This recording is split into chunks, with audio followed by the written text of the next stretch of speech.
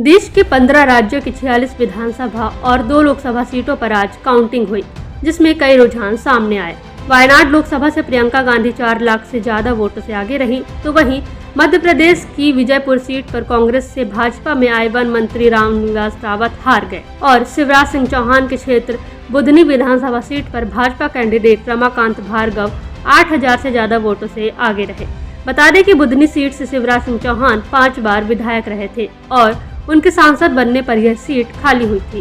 वहीं उत्तर प्रदेश की 9 विधानसभा सीटों में भाजपा गठबंधन को 7 और सपा को 2 सीटों पर बढ़त मिली है। इसी के साथ महाराष्ट्र की सभी 288 विधानसभा सीटों के रुझान आ गए हैं। महायुति गठबंधन 200 से ज्यादा सीटों पर बढ़त बनाए हुए है। राज्य में भाजपा गठबंधन की सरकार बनना तय है। वहीं मुख्यमंत्री शिंदे और देवेंद्र फडणवीस ने कहा कि तीनों पार्टी मिलकर तय करेंगे कि राज्य का अगला मुख्यमंत्री कौन होगा।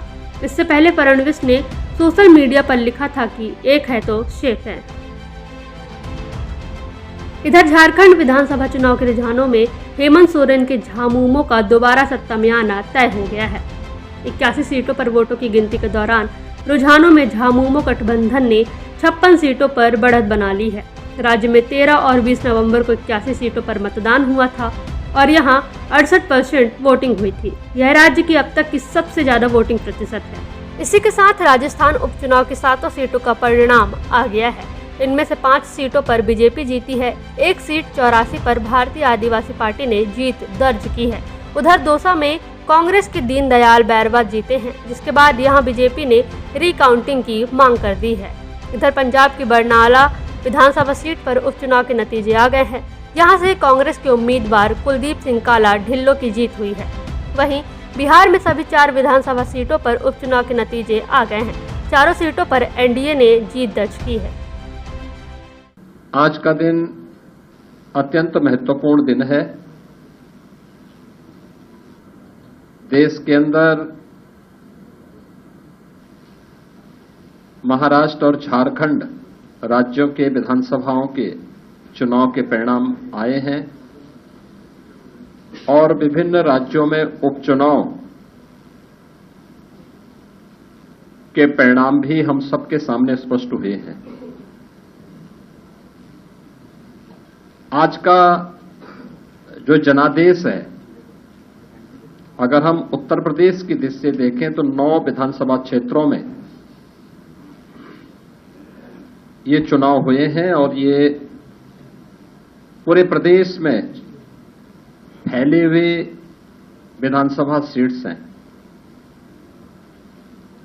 जिनमें भारतीय जनता पार्टी गठबंधन ने 7 सीटें जीती हैं। इस ऐतिहासिक विजय के लिए इसका श्रेय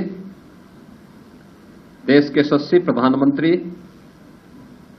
आदरणीय श्री नरेंद्र मोदी जी के नेतृत्व को, उनके मार्गदर्शन को जाता है, क्योंकि उनका यशस्वी मार्गदर्शन और नेतृत्व ही हमें डबल इंजन सरकार को सुरक्षा, सुशासन और समृद्धि के मार्ग पर आगे बढ़ा करके लोक कल्याण के कार्यक्रमों को जमीनी धरातल पर उतारने के लिए प्रेरित करता है। ये प्रधानमंत्री मोदी जी के यशस्वी नेतृत्व पर जनता जनार्दन के विश्वास की मोहर है।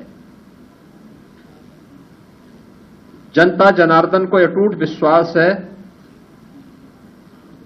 कि मोदी जी के नेतृत्व में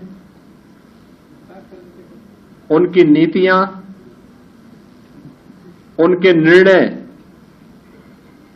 देश और समाज के अनुकूल हैं और उस अनुकूलता पर जनता जनार्दन की मोहर है। इस संपूर्ण विजय के लिए मैं भारतीय जनता पार्टी के उन सभी समर्पित पदाधिकारी और कार्यकर्ताओं को, जिन्होंने प्राण प्रण से जुड़ करके डबल इंजन सरकार के कार्यक्रमों को और उपलब्धियों को आम जन तक पहुंचाने का कार्य किया है,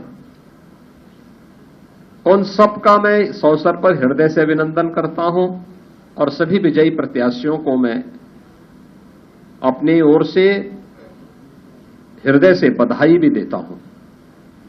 सीएम पद के ऊपर कोई भी विवाद यहाँ नहीं होने वाला, क्योंकि पहले दिन से ये तय है कि चुनाव जब संपन्न होगा तो चुनाव के बाद तीनों पार्टियां मिलकर इसको तय करेगी। हमारे नेता आदरणीय होम मिनिस्टर साहब ने प्रेस कॉन्फ्रेंस में ये बहुत स्पष्ट शब्दों में बताया है कि चुनाव के बाद तीनों पार्टियां बैठेगी और इसका निर्णय करेगी। सर्वसामान्य मानुष का सरकार है और इसीलिए ऐसे सरकार में हम निर्णय जो लिए, सरकार अगर चाहेगी तो क्या कर सकती है सर्वसामान्य आदमी के लिए, आम आदमी के लिए, लाडली बहनाओं के लिए, किसानों के लिए, लाडले किसान, लाडले भाई सभी के लिए ये जो योजनाएं की, और निश्चित रूप से हमने जो किया है उसको लोगों ने प्राथमिकता दी है और आशीर्वाद भी दिए, और इसीलिए ये मैं सभी कार्यकर्ताओं को धन्यवाद देता हूं महायुति के, जिन्होंने मेहनत की और इस मुकाम तक लाया है। ये भी मैं कहूंगा 2.5 साल में केंद्र और राज्य सरकार ये डबल इंजन वाली सरकार चली है। आदरणीय मोदी जी ने भी काफी सपोर्ट किया है, कितनी बार उन्होंने ये महाराष्ट्र का दौरा किया। अमित भाई जी ने भी बहुत इसमें ध्यान दिया है।